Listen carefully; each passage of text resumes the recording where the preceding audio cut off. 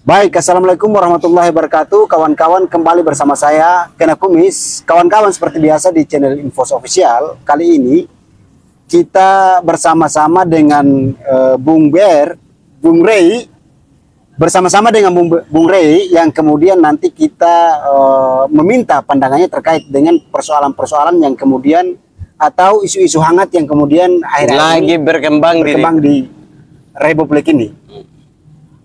Yaitu mulai dari Al-Zaitun, soal rumput JIS, yang kemudian yang terakhir adalah soal people power ya. People power ya. Iya ya. Amin Rais CS. Ya, Amin Rais CS. Tadi di Bandung demo itu. Menurut pandangan BR, Bung Rey terkait dengan persoalan yang kemudian hari-hari ini semakin hangat di kalangan masyarakat ini. Oke, terima kasih Kena Kumis. Di channel ini apa? Infosa ya? Infos Official. Infosa Official. Tapi Ya. sabar dulu sebelum kita bicara. Kalau di Walang Bacarita, itu bebas. Dia bebas. Bebas ngerokok. Kalau di sini bisa. Untuk Bung Rey, kita kasih kesempatan. Oh gitu. Baik kawan-kawan. Saya bakar rokok dulu. Oke, Assalamualaikum warahmatullahi wabarakatuh. Salam Nusantara aja ya. Nusantara, salam Nusantara. Iya. Biar dia luas toh. Dia luas. Terima kasih Kena Kumis, owner channel Infosa Official. Infos Official. Yang nanti di akhir tahun ini insya Allah dapat 10.000 subscribe. Dan penghasilannya insya Allah 25 juta lah. Oke, per amin. bulan. Amin. Jadi teman-teman aminin. Kalau teman-teman tidak mensupport lewat konten, minimal kalau merasa Infosa dan Kena Kumis itu adalah teman, kawan, maka aminkan aja, di komentar aja. Iya. Di komentar aja. Baik.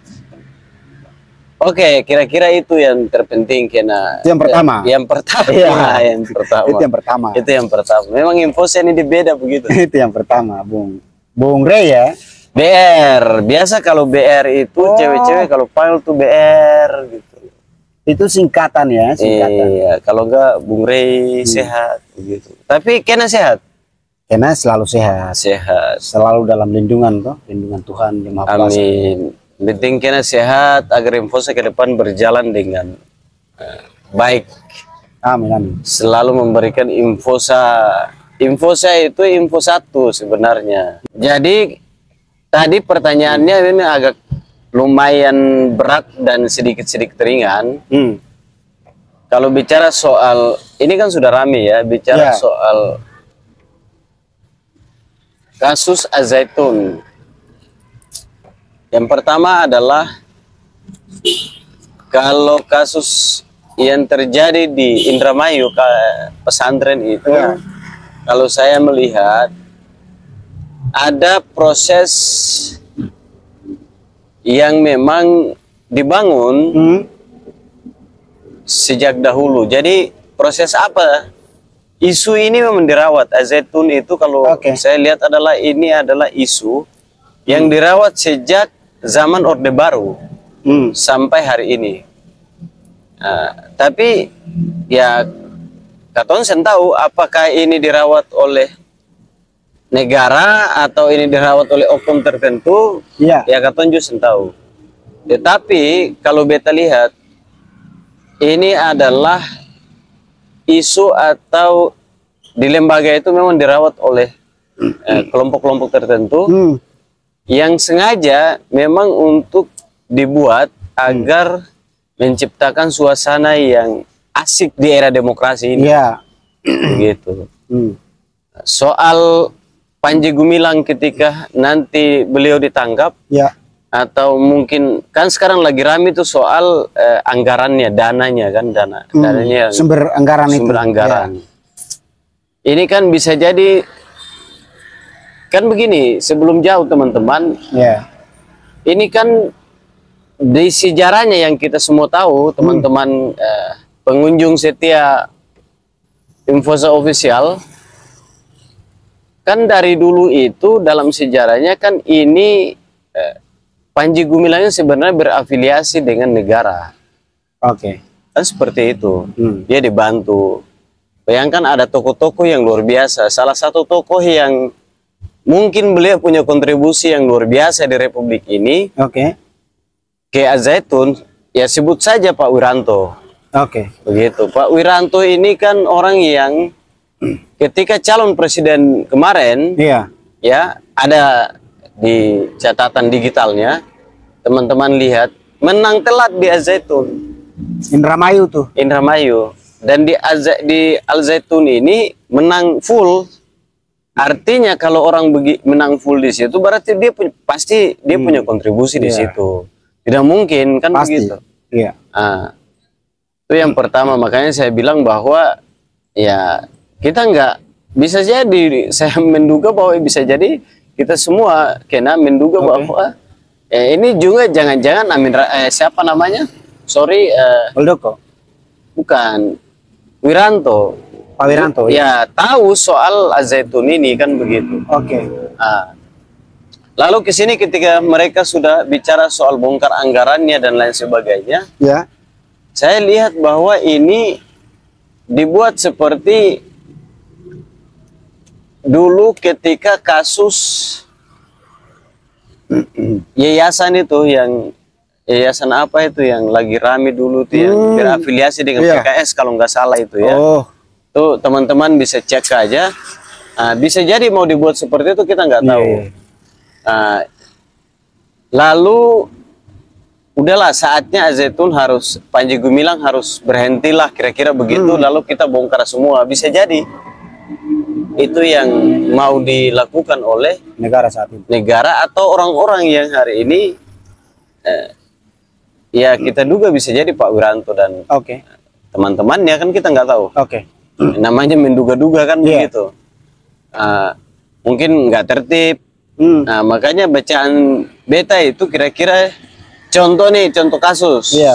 Contoh kasus itu Habib Rizik. Iya kan?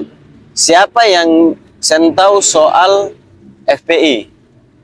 Luar biasa itu. Siapa yang tahu FPI itu kan dulu juga ada kantornya kan difasilitasi juga kalau saya salah kan dengan Pak Wiranto juga kan begitu. Tapi ujungnya sampai hari ini FPI ya tidak berkembang lagi dan dibubarkan.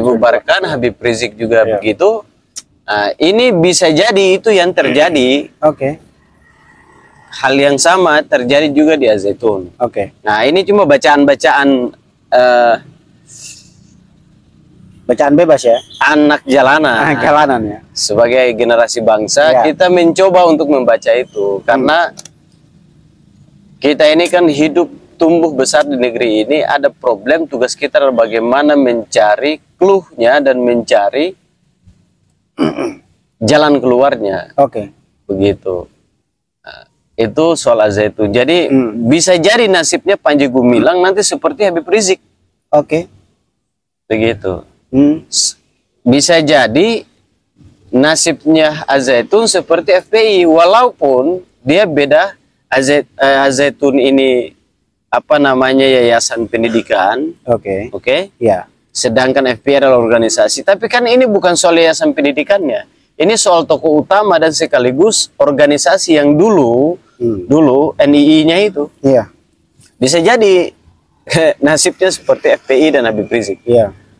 Saya ingin sampaikan kepada para penegak hukum terkait dengan kasus Panji Gumilang, jangan sampai masyarakat menganggap kepolisian kita ini seperti polisi India. Bagaimana itu ya? Pernah nonton film India nggak? Iya, datang setelah film habis ya. Sibuk kiri kanan, masalah sudah terjadi baru datang. Gitu kan? Nah, maka dalam kesempatan ini Bareskrim Polri bekerjalah sebagaimana semangat yang telah ditorehkan oleh pemikir-pemikir bangsa bahwa orang Indonesia atau penegak hukum atau warga bangsa ini harus bergerak cepat, maju terbang seperti burung garuda. Burung garuda. Begitu. Yang Jangan seperti kelelawar. Oke. Itu yang pertama. Oke. Jadi jangan diputar-putar lah. Kalau memang Panji Gumilang salah ya salah, kalau benar ya dibilang benar gitu. Jangan diputar-putar, nantinya hilang aja begitu. Kan masyarakat Indonesia dah ingatnya cuma 2 bulan. Iya. 2 bulan setelah itu mereka lupa. Dan hilang dengan sendirinya. Itu yang pertama. Jadi itu buat jangan sampai polisi Indonesia seperti polisi India. Polisi India. Begitu.